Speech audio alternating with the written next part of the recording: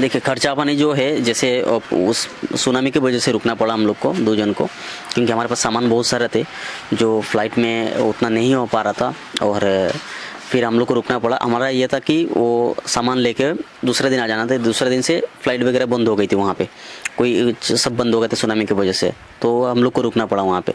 तो जो भी खर्चा था, जो भी था, सब सर दे देते हम लोग को। वहाँ पे हम लोग को कार्ड दे के आए कि खर्चा जितना हो इसमें से कर लेना।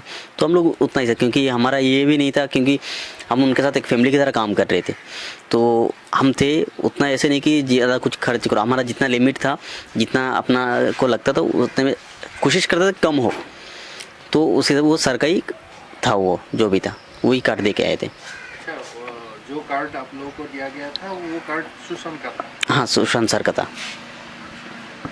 तो कितने दिन रुके थे सुशांत? वो शायद 3 दिन रुके थे वहाँ पे आइलैंड पे। 3 दिन के बाद वो वापस आ गया था, और हम लोग ही रुके थे, और 1 हफ्ता रुके थे हम लोग। अच्छा, इसी दौरान होटल में वो ज़्यादातर समय बिताते थे या बाहर में सर? नहीं, होटल में ही थे। वहाँ पे आइलैंड था, बहुत बड़ा आइलैंड था, तो बाहर जाने की ज़रूरत नहीं थी। वो आइलैंड पे होटल बहुत अच्छा खासा था, बहुत व्यू बहुत अच्छे थे वहाँ पे। तो हम लोग होटल पे ही रुके थे।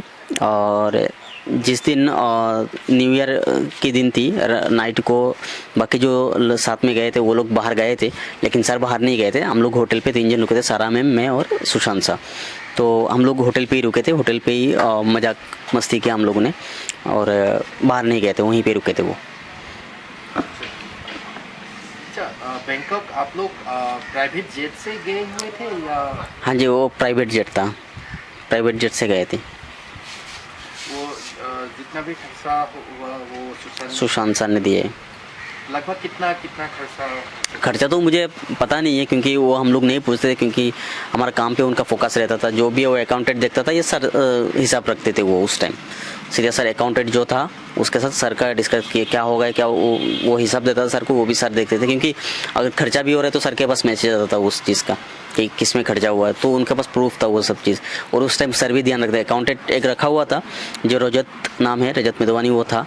तब वो देखता था सब कुछ अकाउंटिंग का, जो पैसे वगैरह का, और सर के साथ वो डिस्कस करता, बाकी किसी से बात नहीं होती थी। अच्छा, ये रजत आपको क्या लगता है ये अभी भी उनके मौत से पहले तक वो था या कोई चेंज हो गया? हाँ जी, वो रजत तो मेरा आने के बाद भी था। जब बाद में पता चला मेरे को, अभी भी पता चल रहा है ये चीज़ कि या आने के बाद भी था वो, उसके बाद वो निकल के आया, लेकिन उसका वजह नहीं पता है कि क्यों आया वो, या था या नहीं, क्योंकि कांटेक्ट नहीं होता था मेरा बेसिकली उनसे। तो उसका मुझे पता नहीं है एक्चुअली क्या प्रॉब्लम हुआ है उसका साथ। सुशांत को एक्चुअली क्या उनका क्या खासियत था? आपको क्या क्या एक्चुअली उनके साथ समय बिताए?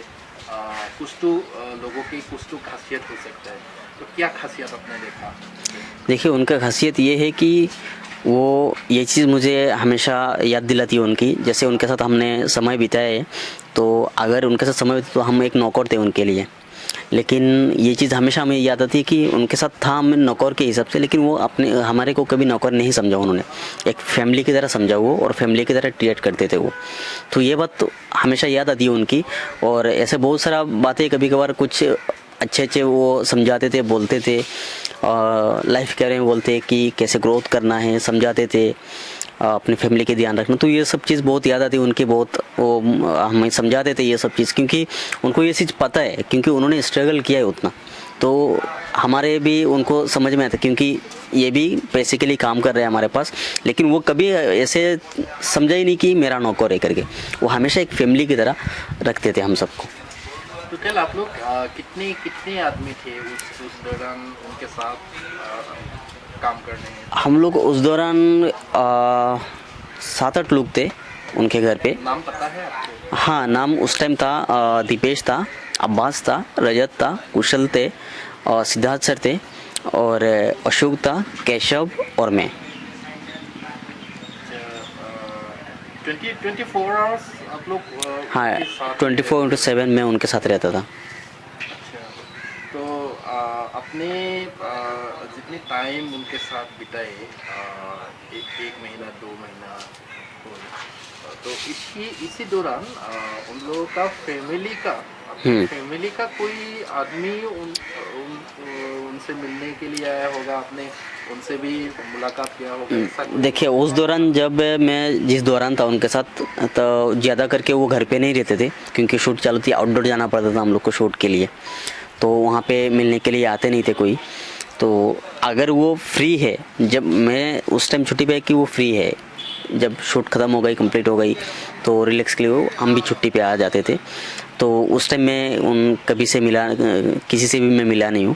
पर मेरा आने के बाद मैं तो कांटेक्ट रहता था, बात चलती रही थी घर पे कि घर वाले बोलते थे नहीं ये आए, प्रियंका दी आए, खुश है सर, अच्छा चल रहा है, तो काफ़ी अच्छा चलता था। जैसे उसके पहले भी मैं लिटिल लाइट बिल्डिंग जो था उनका, उसमें भी था, जो कृति सनन जो मैम है वो आती थी, तभी सर बहुत खुश थे, ऐसे कुछ उनको प्रॉब्लम नहीं था, बहुत अच्छे थे वो। अच्छा, उनको काम से थोड़ा रिलैक्स करने के लिए आपने बताया भी था कि कोई फार्म हाउस था, तो कहाँ पर था ये? हाँ जी, ये कभी अगर उनको शूट नहीं है तो रिलैक्स के लिए जाते थे। जैसे एक फार्म हाउस है और उनका लोनावाला पावना डैम करके जगह है, हैंग आउट बिल्ला, तो वहाँ पे जाते थे। 1-2 दिन हम लोग वहाँ पे रुकते थे और चिल करते थे सर।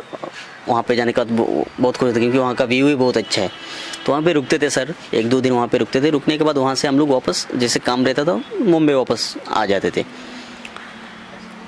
तो इसी दौरान तो